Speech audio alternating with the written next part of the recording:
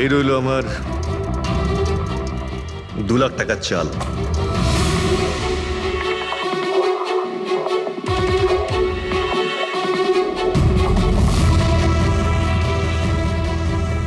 আমার 3 লাখ টাকার চাল।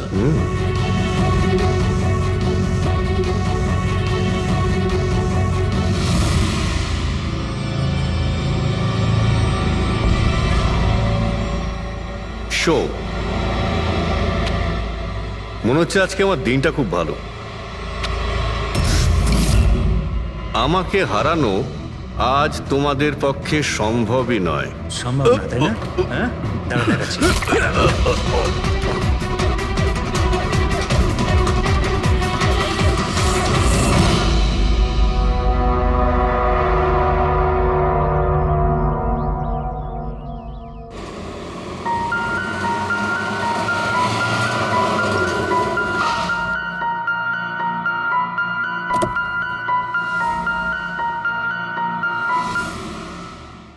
চলো বাচ্চারা,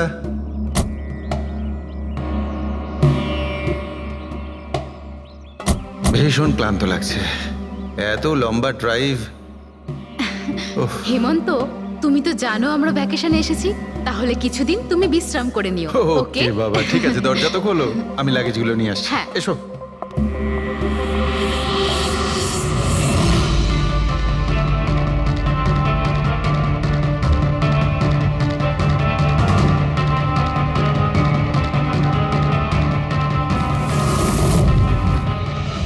হেমন্ত, হেমন্ত তাড়াতাড়ি এদিকে এসো।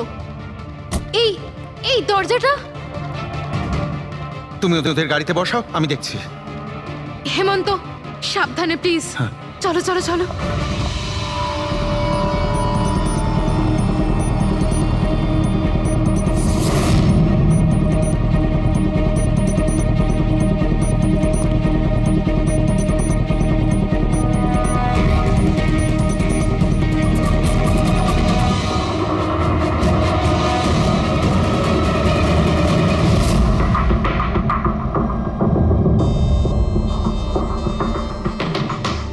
তিন চারবার আঘাত করেছে ছুরি দিয়ে। লাশ খুব একটা পুরনো নয়, মনে হচ্ছে কাল রাতে খুন হয়েছে এর। জুয়া খেলার সময় মারা গিয়েছে। এই 5টা গ্লাস পড়ে আছে এখানে, আর এই 5টা ভাগে তাস বাটা আছে। মনে হচ্ছে এছাড়া আরো 4 জন ছিল, ওদের মধ্যে কেউ একজন মেরেছে একে। বাইরে থেকেও কেউ আসতে পারে। পুরবী পঙ্কজ, একটু দেখো তো এই জালনা কিংবা দরজা ভাঙা নেই তো? মিস্টার হেমন্ত, এই লোকটা কে? না স্যার, আমি তো এনাকে আগে কখনো দেখিও নি। এই লোকটা আপনার ঘরে মরে পড়ে আছে, আর দেওয়ালের চারিদিকে ওর ছবি লাগানো আছে। এটা কি করে সম্ভব? একজন অচেনা লোক আপনার এই হলিডে হোমে এসে তাস খেলছে, মারা গেছে। How it possible?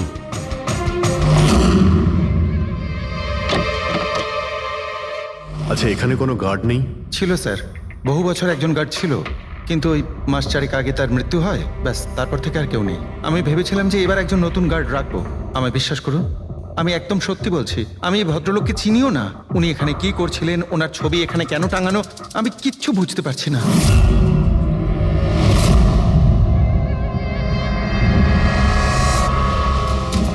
Pankaj,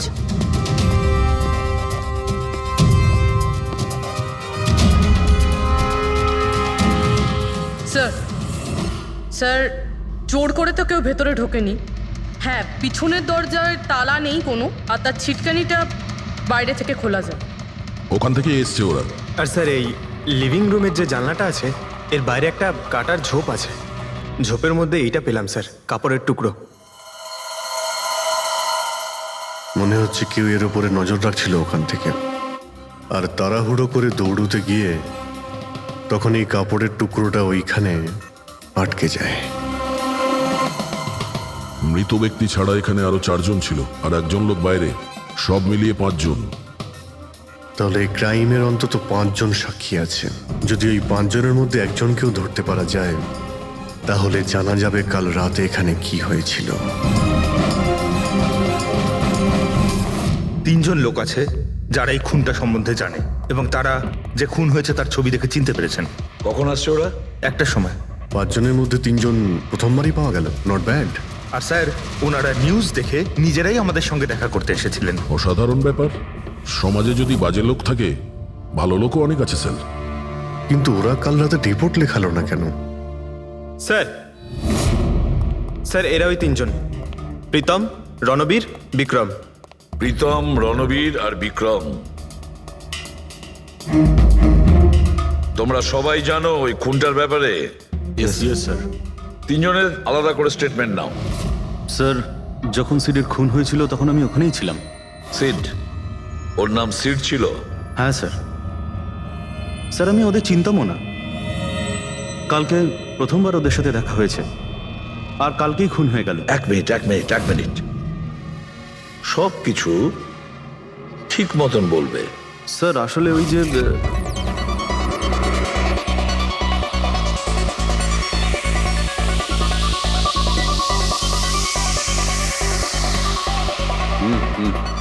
sure sir. কি হয়েছে স্যার? আপনি বোর হচ্ছেন? ক্লাবে ভালো লাগছে না আপনার? ক্লাব? তুমি এটাকে ক্লাব বলছো? মনে হচ্ছে ক্লাব তুমি দেখোইনি। স্যার, আপনি এখানে নতুন এসেছেন, এই শহরে প্রথমবার এসেছেন? হ্যাঁ, নিউ ইয়র্কে থাকি। একটা কাজের জন্য ইন্ডিয়াতে এসেছি। কাজ শেষ হয়ে গেছে আর শহরে বসে বোর হচ্ছি। আপনার বোর্ডন দূর করার একটা রাস্তা আছে আমার কাছে। রিয়েলি? কি? একটু এক্সপেন্সিভ। সেটার চিন্তা তোমায় করতে হবে না। কি রাস্তা আছে সেটা বলো। ভেবে দেখুন স্যার, লাখ টাকার ব্যাপার, আর রিস্কও আছে। ঝুঁকি, রিস্ক নেওয়া আমার হবি। আর সেটা যদি হয় টাকার, সেটা আমার কাছে অনেক আছে। কাজটা বলো। সুপার দেন। তুমি কি ধরনের জোকিং এর কথা বলছো? এরকম কোনো ব্যাপার নেই স্যার, শুধু জুয়া খেলতে হবে। লাখ টাকা, জিতে গেলে মালামাল আর হেরে গেলে কঙ্কাল। আর এমনিতেও আপনার টাকার তো কোনো চাপ নেই। তাহলে চলুন আমার সাথে, কাম। যাচ্ছ কোথায়? এক ভদ্রলোকের বাড়ি। ভদ্রলোকের বাড়ি? কে ভাই? ওই যে দেখতে পাচ্ছেন, ব্ল্যাক জ্যাকেট, হোয়াইট শার্ট। তাহলে ওই বারটেন্ডার তোমাকে ওর বাড়িতে নিয়ে গিয়েছিল, তারপর তারপর কি হয়েছিল? না স্যার, ও সিডের বাড়ি নিয়ে যায়নি। ও সিডের সঙ্গে পরিচয় করায়, তারপর আমরা সিডের বাংলোতে যাই।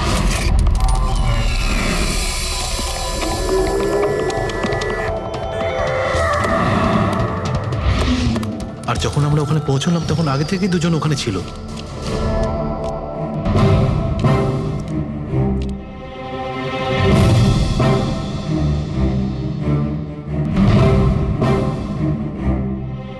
এই রইল আমার 2 লাখ টাকার চাল।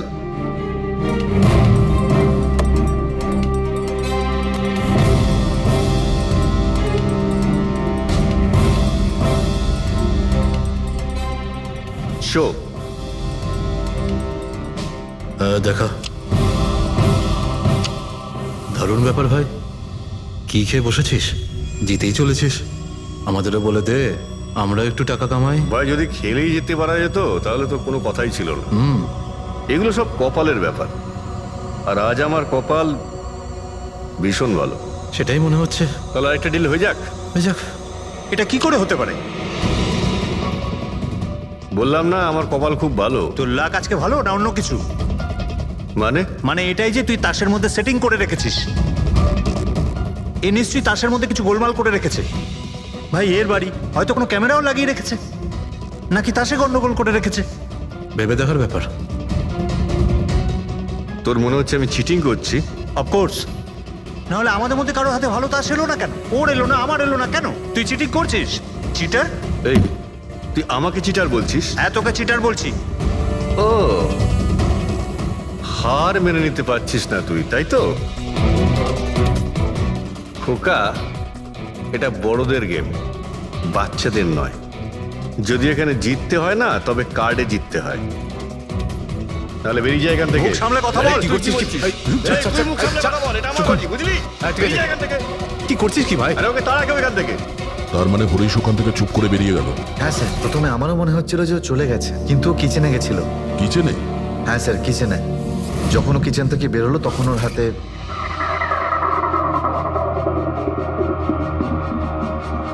তুই আবার এসিস এখানে? তোকে বলেছি না এখানে আসবি না? দেখেছিস তো? কি হলো কি? এই তুই আবার হাত দিচ্ছিস গায়ে? আরে ভাই, আরে কি করলি কি তুই? আরে মেরে দিল ওকে। এটা এটা কি করলে? মেরে দিলে? আমি অ্যাম্বুলেন্সকে কল করছি, তোরা এখানে থাক। আরে মরে গেছো। পুলিশকে ফোন কর, না হলে আমরা সবাই ফেসে যাবো। পুলিশকে ফোন করলে আমরা বেঁচে যাব? জুয়া খেলছিলাম আমরা, বেআইনি এই জুয়া খেলা। হ্যাঁ জুয়া খেলেছি, কাউকে মারিনি তো দেখ, আমরা। বেশি চালাকি করিস না। পুলিশ যদি আসে না, আমি একা ফাঁসবো না, সবাই মিলে ফাঁসবো। সেভ একটা কাজ করতে পারি, তোরা এখান থেকে যা, আমি কাজটা খতম করে আসছি। তোমরা কত টাকা হেরেছিলে? স্যার 30 লাখ। আমার প্রায় 50 লাখ মতন। স্যার 35 লাখ। এক মিনিট রণবীর, তুমি বলেছিলে যে সিড ওই সময় সাদা শার্ট পরেছিল, ইয়ে স্যার, উনি সাদা শার্টই পরেছিল। আর বিক্রম তুমি বলেছিলে যে ও হলুদ শার্ট পরেছিল। হ্যাঁ স্যার, ও হলুদ শার্টই পরেছিল। ও সাদা বা হলুদ রঙের শার্ট পরেছিল না, একটু ব্লুইশ কালার ছিল শার্টটার, আমার ভালো মনে আছে। কিভাবে সেটা হয়? আমরা যখন লাশটাকে পেয়েছিলাম তখন ও হোয়াইট কালারের শার্ট পরেছিল, আর রণবীরও তো এই একই কথা বলছে। এটা কিভাবে সম্ভব? একই সময়ে আলাদা আলাদা ড্রেসে কিভাবে খুন হয়? স্যার, যখন মার্ডার হলো তখন এটা কেউ ছিলই না ওখানে। ছিল না মানে? মানে এটাই যে আমার ভালো মতো মনে আছে, এটা 6 মাস আগের ঘটনা। এরা ছিল না ওখানে। না স্যার, এটা পুরো 1 বছর আগের কথা। কি সব বলছে স্যার এরা? খুন তো কাল রাতে হয়েছে, তাই না? এক্স্যাক্টলি, খুনটা গতকাল রাতেই হয়েছিল, আর সেই সময় উনি সাদা রঙের শার্টই পরেছিলেন। এক মিনিট, এসব তোমরা কি বলছো? কাল রাত, 6 মাস, 1 বছর আগে? হ্যাঁ স্যার। আই হোপ তোমরা একটা লোকের মার্ডারের কথা বলছো যা কাল রাতে হয়েছিল, তাই তো? আর তোমরা বলছো এই দুজন ছিল না মার্ডারের সময়? স্যার, এরা দুজন ওখানে ছিল না। আমি যে মার্ডারের কথা বলছি সেটা 6 মাস আগে হয়েছে। স্যার, খুনটা কাল রাতেই হয়েছিল, আর সেই সময় যারা ছিল সেই দুজন অন্য কেউ ছিল, ওরা তখন ওখানে ছিল না। হ্যাঁ স্যার, ওরা ঠিক বলছে, আমিও চিনি না এদেরকে। তোমরা তিনজনের সিডের কথাই বলছো তো? আর মার্ডার হওয়ার আগে ও তোমাদের সঙ্গে চেরিস ক্লাবে দেখা করেছিল তো? আর তারপরে ও তোমাকে হেমন্ত বিলায় নিয়ে গেছে। না স্যার, ও আমাকে সংকল্প ম্যানশনে নিয়ে গেছিল, আর সেটা ওই কীর্তি হিলসে। হ্যাঁ, কীর্তি হিলসে ছিল। না স্যার, ও আমাকে ইয়াশ হাউসে নিয়ে গেছিল, যেটা কার্টিস রোডে রয়েছে। একটাই লোক তিনবার 3 জায়গায় 3 রকম আলাদা আলাদা জামা কাপড় পরে কি করে মরতে পারে? হ্যাঁ, সালুকে বলো। আচ্ছা ঠিক আছে, ওকে। অজিত, সালুকে কোনো সূত্র খুঁজে পেয়েছে। তোমরা যাও, সালুকের সঙ্গে দেখা করো, আর ততক্ষণে আমি এদেরকে একটু জিজ্ঞাসাবাদ করি।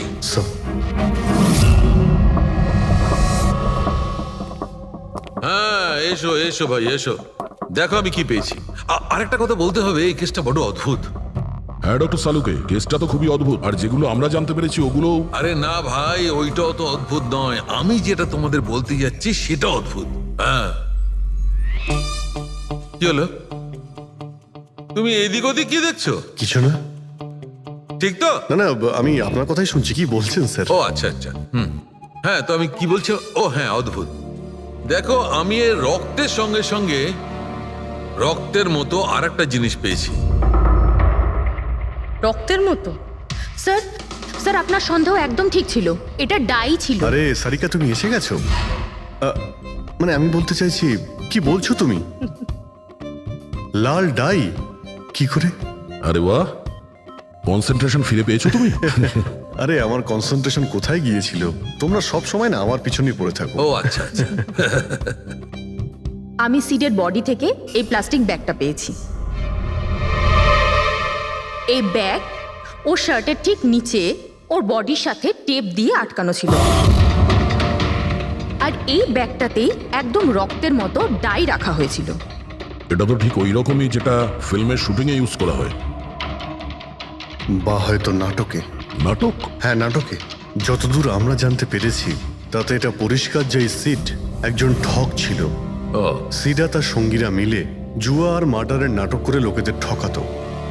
তার মানে এসবের মধ্যে ওই বারটেন্ডারও যুক্ত ছিল। ও জেনে বুঝে বড় লোকদের ফাঁসিয়ে এখানে এই কার্ড পাঠিতে পাঠাতো, আর তারপরে এই মার্ডারের নাটক। তো এই জন্য রণবীর, বিক্রম আর প্রীতম আলাদা আলাদা জায়গায় আলাদা আলাদা সময় এর মার্ডার দেখেছে। আর ওরা এসব অনেক আগে থেকেই করছে, কিন্তু কাল রাত ওদের নাটক বাস্তবে পরিণত হয়।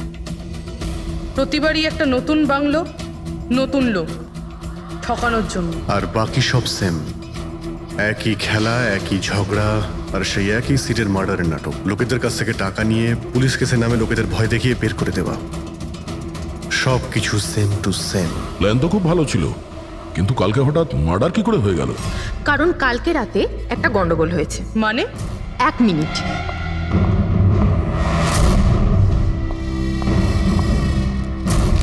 স্যার, আর এই হচ্ছে ছুরি। এই ছুরিটাও সেই রকমই নকল যেমনই রক্তটা। যদি এটাকে কারোর শরীরে মারা যায় তখন এটা শরীরের ভেতরে যায় না, এটা ছুরির ভেতরেই চলে যায়। এই দেখো। কিন্তু ডক্টর, এটা যদি নকল চাকু হয় তাহলে এই নকল চাকু দিয়ে সিড মারা গেল কি করে? কালকে রাতে একটা ভুল হয়েছিল। এখানে একটা পেঁচ আছে, এই দেখো। যদি এই পেঁচটাকে ঘুরিয়ে দেওয়া যায় তখন এই ফলাটা আটকে যায়, ভেতরে ঢুকতে পারে না। তারপর এই ছুরিটা দিয়ে কেউ যদি আঘাত করে শরীরের ভেতরে ঢুকে যায়। কেউ ইচ্ছে করে এই ছুরিটাকে এরকম বানিয়েছে যাতে সিড মরে যায়। এরকম তো সেই লোকটাই করতে পারে যে এই খেলার ব্যাপারে সব কিছু জানতো। এটা বোধহয় সে যে লিভিং রুমের ব্যালকনিতে ছিল, যার কাপড়ের টুকরো আমরা পেয়েছিলাম। আর দ্বিতীয়ত, আমাদের খুনির কাছে সে পৌঁছবে যে বাকি লোকেদের কার্ড পার্টি পর্যন্ত পৌঁছেছে। ওই bartender Dinesh. Excuse me? I am sorry sir, এখনো ক্লাব ওপেন হতে বেশ কিছুটা সময় বাকি আছে। Sorry sir. আমরা একটা কেসের ব্যাপারে এখানে এসেছি, আমরা সিআইডি থেকে। সিআইডি? হ্যাঁ বলুন স্যার, আমি কি করতে পারি আপনার জন্য? স্টাফেদের সঙ্গে কিছু কথা আছে। স্টাফেরা এখানে আছে? এখন সবাই তো এখানে নেই, কিছু লোক আছে যারা লকার রুমে ইউনিফর্ম চেঞ্জ করছে। আপনাদের একজন বারটেন্ডার দিনেশ, সে কোথায়? ম্যাম, কাল থেকে ও কাজে আসেনি, জানি না না বলে কোথায় গেছে। আচ্ছা স্যার, ব্যাপারটা কি? ও কিছু ঘটিয়েছে নাকি? করেছে কি করেনি সেটা পরে আপনি জানতে পারবেন। আপাতত আপনি ওর অ্যাড্রেস দিন আমাদের। স্যার, ও এখানে যে অ্যাড্রেস দিয়েছিল সেটা ভুল অ্যাড্রেস। অ্যাকচুয়ালি ও যখন উধাও হয়ে গিয়েছিল এখানে অ্যাড্রেস বুক থেকে ওর সব ডিটেলস বার করেছিলাম আমি, কিন্তু তারপর দেখলাম যে অ্যাড্রেসটা ভুল। আপনি চাইলে আমি আপনাকে অ্যাড্রেসটা দিতে পারি, কিন্তু আমার মনে হয় না আপনি ওকে ওখানে খুঁজে পাবেন। আপনি যখন কাউকে কাজে রাখেন তখন তাদের ডিটেলস নিয়ে রাখেন না? আপনি কি জানেন আপনার এই বারকে সামনে রেখে ও লোককে ঠকাতো? হোয়াট? আর আমরা এখন ওকে একটা খুনের ব্যাপারে খুঁজছি। Murder? I am sorry ma'am, আমি সত্যি জানতাম না। সেই জন্যই আগে থেকে ভালো করে খোঁজ নিতে হয়। রুলসগুলো আপনার ভালো করে ফলো করা উচিত ছিল। আগে থেকে এগুলো করলে আজকে এরকম প্রবলেম হতো না। I am sorry sir. আচ্ছা, এই দিনের সম্পর্কে আর কি বলতে পারো? কিছু জানো ওর সম্পর্কে? না স্যার, তেমন বিশেষ কিছু নয়, কারণ ও খুব কম কথা বলতো, বেশিরভাগ চুপ করেই থাকতো। সেই জন্য ওর বন্ধু কম ছিল, শুধু এক মেয়ে ছাড়া, মানসী। ও এখানে ওয়েট্রেসের কাজ করে। ওদের মধ্যে ভালো ভাব ছিল, যদিও ওরা দুজনে কোনোদিন এটা প্রকাশ করেনি, কিন্তু আমার মনে হয় যে ওদের মধ্যে প্রেমের সম্পর্ক ছিল। তো আপনি মানসীকে জিজ্ঞেস করেননি কি ছিল ওদের মধ্যে? জিজ্ঞেস করেছিলাম ওকে, কিন্তু ও নিজেও জানে না। কোনো ব্যাপার না, মানুষকে একবার ডাকুন তো। ঠিক আছে স্যার। স্যার, মানসী। মানসী, দিনেশ তোমার বন্ধু ছিল? ছিল মানে? ও ঠিক আছে তো? দেখো, একটা খুন হয়েছে, আমরা সন্দেহ করছি দিনেশ ওটাতে ইনভলভ আছে। আমরা ওকে খুঁজছি। তুমি জানো কোথায় আছে ও? আমি নিজেই অনেক টেনশনে আছি, ওর ফোনও লাগছে না। আর ও এখানে যে অ্যাড্রেসটা দিয়েছিল সেটাও নকল। আর আপনারা বলছেন যে ও কোনো মার্ডারের সাথে যুক্ত? আচ্ছা, আপনি তো ওকে খুব ভালো করেই জানতেন না? হ্যাঁ স্যার, আমরা একে অপরকে ভালোবাসতাম আর আমরা বিয়েও করতে চলেছিলাম। সেই জন্য ও কিছু টাকা জোগাড় করতে চাইছিল। আচ্ছা, ও এই টাকাটা ক্লাবের চাকরি থেকে জমাচ্ছিল নাকি অন্য কোনো সাইড বিজনেস ছিল ওর? চাকরি ছাড়া ও শেয়ার বিজনেসে ও টাকা লাগিয়েছিল। আর আমাকে বলতো যে ও অনেক টাকা রোজগার করছে, আমাকে দামি দামি গিফট দিত, আর দামি দামি রেস্টুরেন্টও নিয়ে যেত। তো ও তোমায় ওর ঠকানোর বিজনেসের ব্যাপারে কিছুই বলেনি? ওর কোনো ছবি আছে তোমার কাছে? হ্যাঁ আছে।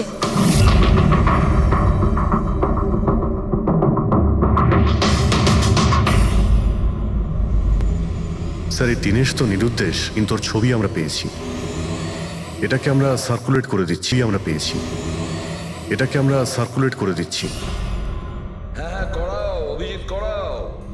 তিনজনের স্কেচ তো করা হচ্ছে। একটা কথা তো পরিষ্কার যে চারজন সবাই একসঙ্গে কোনো গর্তে লুকিয়ে বসে আছে। হ্যাঁ স্যার। স্যার এরা ঠক কিন্তু খুনি নয়। ভুল করে এদের হাতে খুন হয়ে গেছেন। 100% এটা ভয় পেয়েই কোথাও লুকিয়ে রয়েছে। ব্যাস এই ভয়টাকেই আমাদের কাজে লাগাতে হবে। এমন ভাবে ভয় দেখাতে হবে যে ওরা নিশ্চয়ই কোনো ভুল করে থাকবে আর আমরা খাপ করে ধরে ফেলবো। স্যার স্যার হ্যাঁ স্কেচ তৈরি। ওকে স্যার হ্যাঁ এই তিনজনই জুয়ারি, আর যে ছুরি মেরেছে সে হলো হরিশ।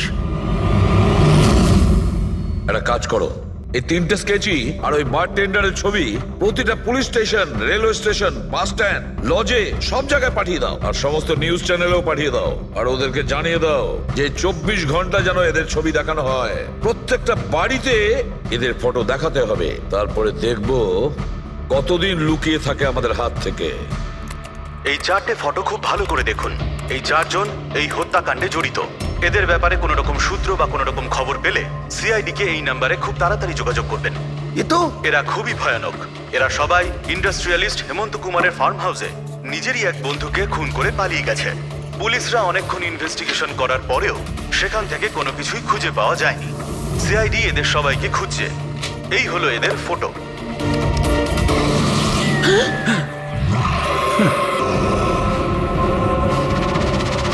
ভাই শোন না, ম্যাচটা চালু কর না, ম্যাচ হচ্ছে। এরা সবাই ইন্ডাস্ট্রিয়ালিস্ট হেমন্ত কুমারের ফার্ম হাউসে নিজেরই এক বন্ধুকে খুন করে পালিয়ে গেছে। সিআইডি এদের সবাইকে খুঁজছে। এই হলো এদের ফটো। দেখলি তুই, এরা তো সবকিছু জেনে ফেলেছে। ভাই ছবি টবি সব দেখাচ্ছে, সমস্ত ডিটেলস দেখাচ্ছে। বাজেভাবে ফেসে যাবো ভাই এসবে। হাসবো তো বটেই। আমি তোদের আগেই বলেছিলাম যে চল পালিয়ে যাই, কিন্তু তোরা তো শুনলেই না। এবার পুলিশ আসবে, সব জায়গায় খোঁজ করবে, আর তখন আরে এখনো অনেক সময় আছে। চল পালাই, এই ব্যাগ তোলা, সবাই মিলে পালাই, চল।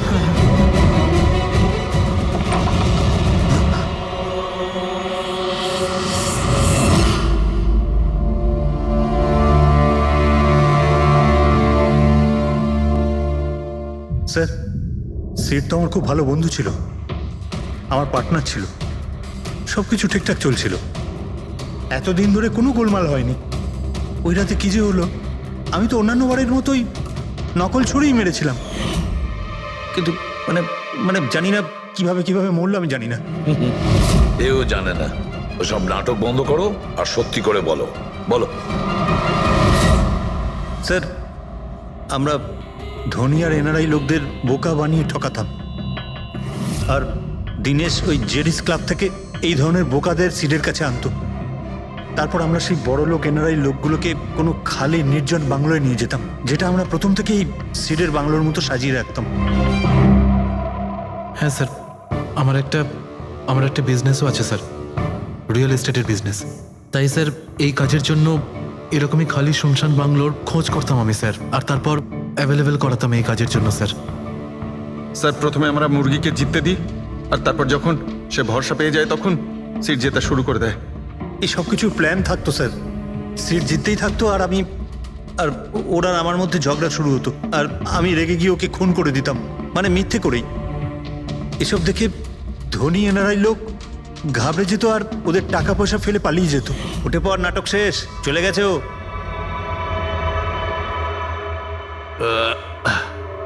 ঠিক গেছে তো রে? হ্যাঁ গেছে। উফ, আরে লেগে যাবে পাগল। তারপর আমরা ওই টাকাগুলো নিজেদের মধ্যে ভাগ করে নিতাম। ওই রাতেও সব এরকমই হয়েছিল। আমি ওকে ছুরি মেরেছিলাম, আর তারপর পুলিশকে ফোন করা যাক আর সবকিছু ডিটেলে বলে আমি দেবো। পুলিশের চক্করে করতে চাই না। আমার পাসপোর্ট, ইউএসএ সিটিজেনশিপ সবকিছু চলে যাবে। না না না না না, আমি যাচ্ছি। আরে ঘুমিয়ে পড়লি নাকি সিট? আরে ওঠ ভাই, অনেক হয়েছে, আর ওভার অ্যাক্টিং করতে হবে না। Seat set set. আরে এই তো সত্যি মরে গেছে। আরে ছুরিটা সত্যি সত্যি লেগে গেল নাকি ওর? আরে কি বাজে কথা বলছিস কি তুই? আরে সিট ওঠ না। সিট ওঠ না।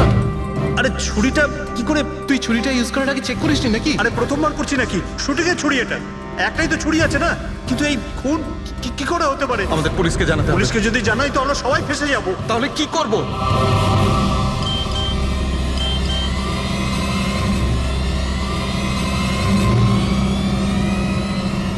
তোর খেলাটা ভেস্তে গেছে ভাই। কি? এই এই দিকটা দেখ, এই দেখ ফটো আছে। আরে আমি এই ফটোগুলো এখনই পাঠাচ্ছি পুলিশের কাছে অ্যাড্রেস সহ, ওরা এক্ষুনি ওখানে এসে পড়বে। তোর খুব শখ হয়েছিল না খেলার, এবার দেখি পুলিশের সাথে কেমন লুকোচুরি খেলিস। তুমি বলছো যে তোমরা ওখানে টাকা ফেলে পালিয়ে গিয়েছিলে? হ্যাঁ স্যার, পুরো 90 লাখ টাকা ছিল স্যার। আমরা সব ফেলে পালিয়েছিলাম। কিন্তু আমরা তো ওখানে কোনো টাকা পাইনি। আমি কিছু জানি না ম্যাম, ওই টাকাটা কোথায় গেছে, ওই নকল ছুরিটাই বা আসল কি করে হয়ে গেল, সিডের খুন কি করে হয়ে গেল, আমি কিচ্ছু জানি না ম্যাম। কেউ তোমাদের জালে তোমাদেরই ফাঁসিয়ে দিয়েছে, বুঝেছ? দেখো, এমন কেউ আছে যে তোমাদের এই খেলার ব্যাপারে সব কিছুই জানতো, ওই ছুরিটা নিয়ে কোনো গন্ডগোল করেছিল আর তাতেই সিট মারা যায়। আর ওই দিনেশ, ও কোথায়? সিড মারা যাওয়ার পর আমি দিনেশকে ফোন করেছিলাম, আমার কথা শুনে ও খুব ঘাবড়ে গেছিল, বললো কি যে ওই শহর ছেড়ে চলে যাবে।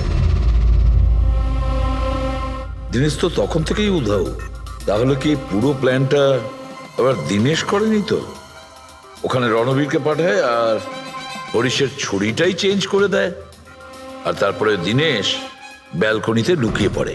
আর ওখান থেকে দিনেশ ফটো তুলেছে স্যার, আর হরিশকে পাঠিয়েছে, আর তারপর বলেছে যে পুলিশ আসছে, তাই এরা সব ভয় পালিয়ে গেছে। 90 লক্ষ টাকা ছেড়ে পালিয়ে গেছে। তার মানে দিনেশ আমাদের সাথে বেইমানি করেছে। বাহ, সবাইকে ঠকায় যে লোক, যখন তাদের সাথে এরকম হলো খারাপ লাগছে।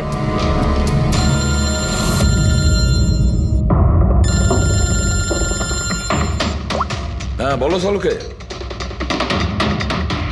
ফ্যান্টাস্টিক, ঠিক আছে। সালুকে বললো যে প্রমাণ পাওয়া গেছে, যে জিনিস দুটো আমরা দিনেশের কথায় আমরা পাঠিয়েছি, ওর ইউনিফর্ম আর জিম ব্যাগ। হ্যাঁ দা, যে কাপড়ের টুকরো আমরা ব্যালকনি থেকে পাই, ওই টুকরোর সঙ্গে এই দিনেশের ইউনিফর্মের কাপড় ম্যাচ করছে। স্যার, তার মানে খুনি দিনেশ?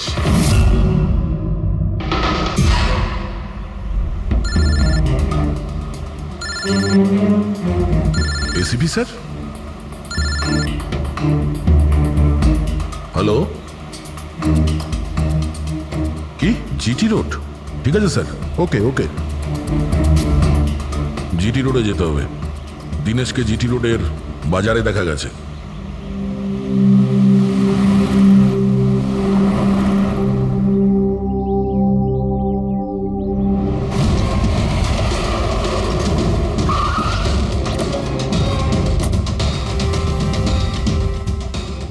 ভাই, এই লোকটাকে দেখেছো এখানে?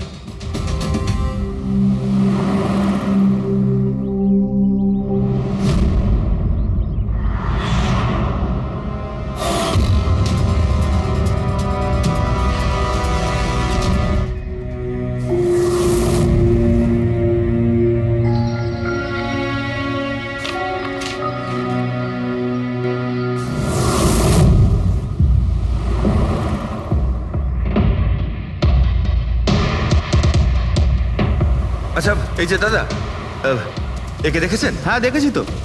কোথায়? ওই তো ওখানে দাঁড়িয়ে রয়েছে। আগে? হ্যাঁ আগে। থ্যাঙ্কস থ্যাঙ্কস, চলো। মা, বাবা, আমায় ক্ষমা করে দিও। আমি তোমাকে অনেক কষ্ট দিয়েছি, তোমাদের মান সম্মান ডুবিয়ে দিয়েছি, কিন্তু একটা সত্যি কথা, আমি খুনি নই, আমি কাউকে খুন করিনি। আমি শুধু একটু টাকা ইনকাম করতে চেয়েছিলাম, কিন্তু আমি জানতাম আজ নয়তো কাল পুলিশ আমাকে ধরেই নেবে, এটা হওয়ারই ছিল।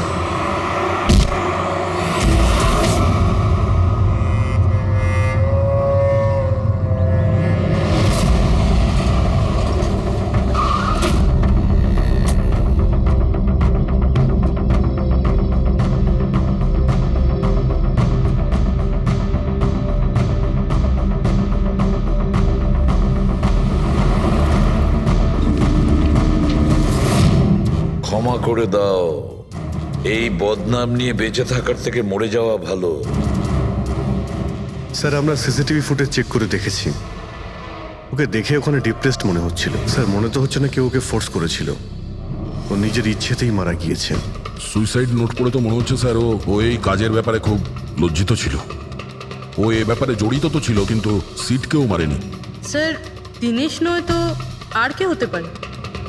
এদের এইসব খেলার ব্যাপারে আর তো কেউ জানতোই না। এরকম ব্যাপার নয় তো যে এরা যাদেরকে ঠকিয়েছিল ওদের মধ্যে কেউ এদের থেকে প্রতিশোধ নিচ্ছে? হতে পারে। একটা কাজ করি, আমরা বোর্ডের ওপর পুরো সাসপেক্টদের নাম লিখি, ওদের ফটোগুলো ওই সাসপেক্ট মানে ওই এনআরআই যাকে হরিশ আর তার দুই বন্ধু মিলে ঠকিয়েছে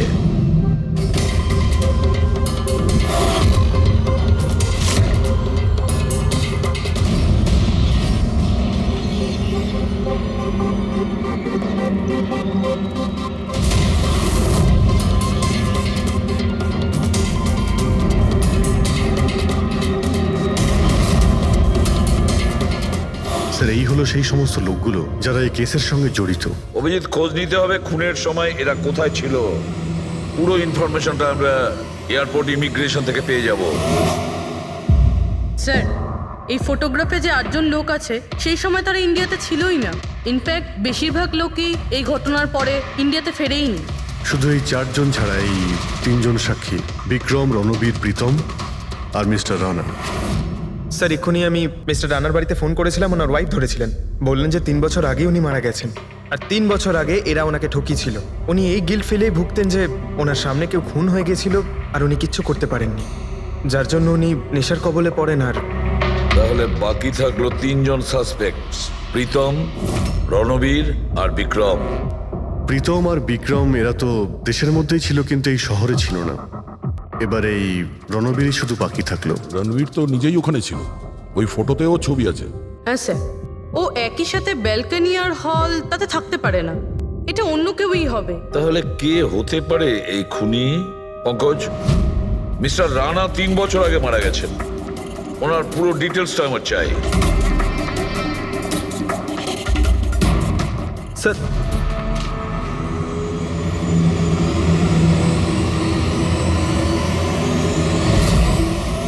এটা কোনো একজন লোকের কাজ নয়, অন্য কেউ আছে যে ওর সঙ্গে কাজটা করেছে।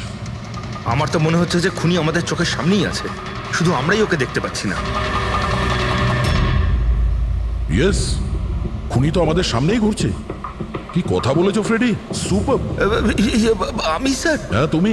খুনি সত্যিই আমাদের চোখের সামনে ঘুরছে, কিন্তু আমরা ওকে দেখতে পাচ্ছি না। কিন্তু এখন আমি বুঝতে পেরে গেছি। হোটেলে যাই। হোটেল? হ্যাঁ হোটেল। থিওরি হিসেবে ওর হোটেলেই থাকার কথা। একবার যদি জানতে পারি যে খুনি ওই, তাহলে ওর সঙ্গী আর জুয়োর টাকা সব পেয়ে যাবো। তাহলে চলুন স্যার, তাড়াতাড়ি যাওয়া যাক আর ওকে ধরে ফেলি গিয়ে। ধরবে না ওকে, ওর ওপর নজর রাখতে হবে। আর হ্যাঁ, যদি বেশি চালাকি করে তাহলে ছাড়বো না ওকে।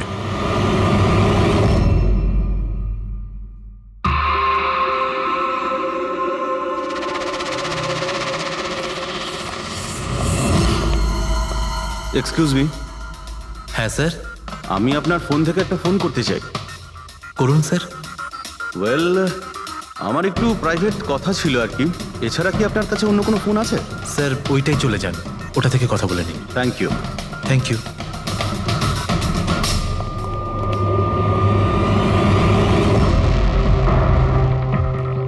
শোনো ভাই। হ্যাঁ স্যার। আমরা সিআইডি থেকে আসছি, আমরা এই লোকটাকে ফলো করছি। এই লোকটা যে কথা বলছে ওটা আমাদের শুনতে হবে যে কি কথা বলছে। স্যার ওই ফোনটা এই ফোনটার সাথে কানেক্টেড। আমার মনে হচ্ছে সিআইডি কিছুই জানতে পারেনি। প্ল্যানটা সাকসেসফুল। আমাদের প্ল্যানটা খারাপ করার শুধু একটাই লোক ছিল, আর সে ছিল দিনেশ। আরও সেটার উপযুক্ত শাস্তি পেয়ে গেছে। So there is nothing to worry about. You don't worry. আমি যদি কিছু জানতে পারি তোমাকে জানাবো। I love you two.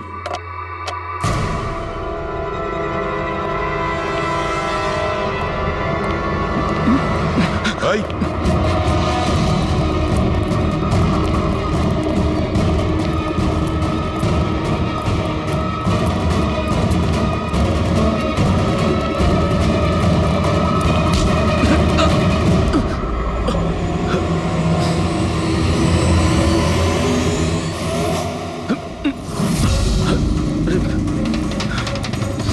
আমি আপনাদেরকে কিচ্ছু বলতে পারবো না, আমি এই ব্যাপারে কিচ্ছু জানি না।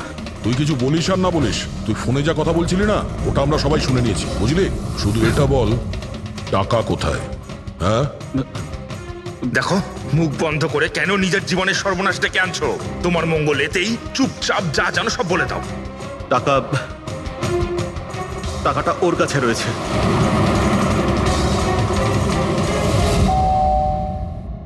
একটু দেখ তো মা, কে বেল বাজাচ্ছে? হ্যাঁ মা।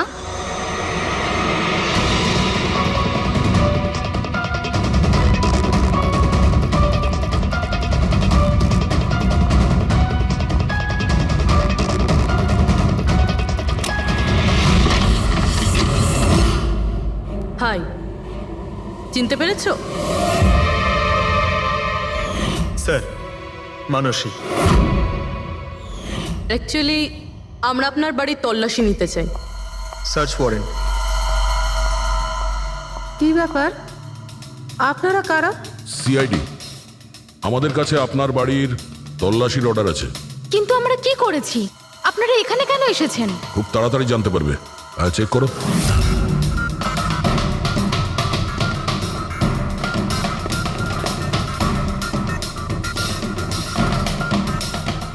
দয়া স্যার।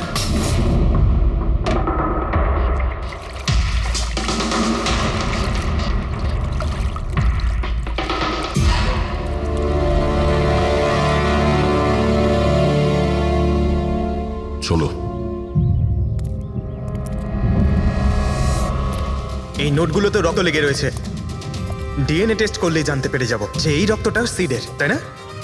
এবার বলো, কিছু জিজ্ঞেস করবে? এখন এ জিজ্ঞাসা করবে না, আমরা জিজ্ঞাসা করব বিউরোতে। কিন্তু আপনারা আমাকে কেন সন্দেহ করলেন? শেষবার আমাদের মনে হয়েছিল যে দিনেশ খুনি, কিন্তু ও সুইসাইড করে প্রমাণ করে দিয়েছে যে ও খুনি নয়।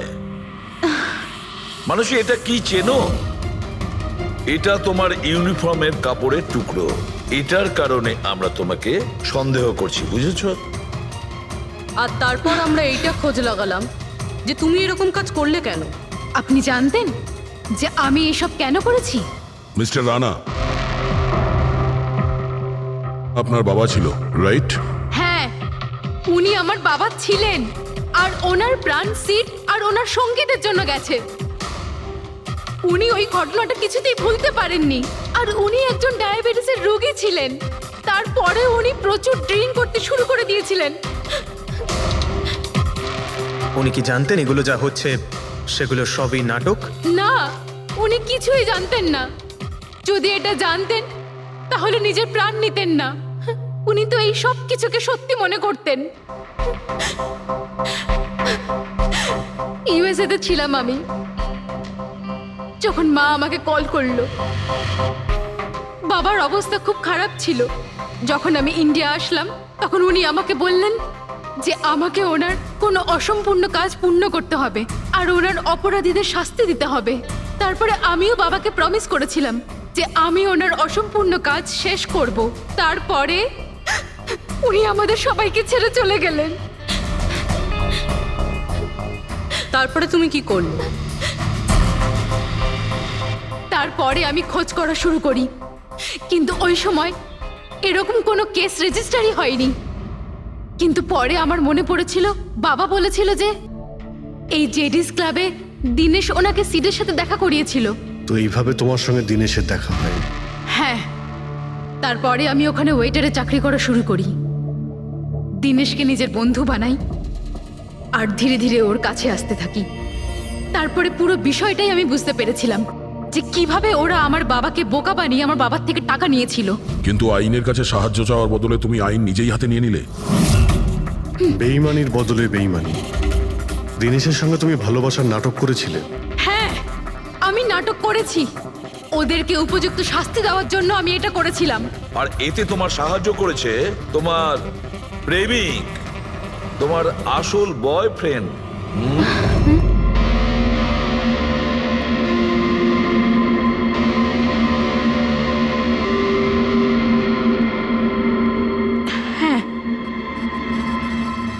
আমরা দুজনে মিলে প্ল্যান করেছিলাম। রণবীর ওই রাতে জেনে বুঝে বোকা হয়েছিল। আর ওই ছুরি ছুরিটাকে খারাপ করেছিল? যদি এই পেঁচটাকে ঘুরিয়ে দেওয়া যায় তখন এই ফলাটা আটকে যায়। ওই ছুরিটাকে আমি খারাপ করেছিলাম, আর ব্যালকনি থেকে লুকিয়ে ফটো আমিই নিয়েছিলাম। তারপরে আমি ওই ফটো হরিশকে পাঠিয়েছিলাম, আর ওদেরকে ওখান থেকে তাড়িয়ে দিলাম, আর আমি টাকাগুলো নিয়ে ওখান থেকে বেরিয়ে পড়লাম।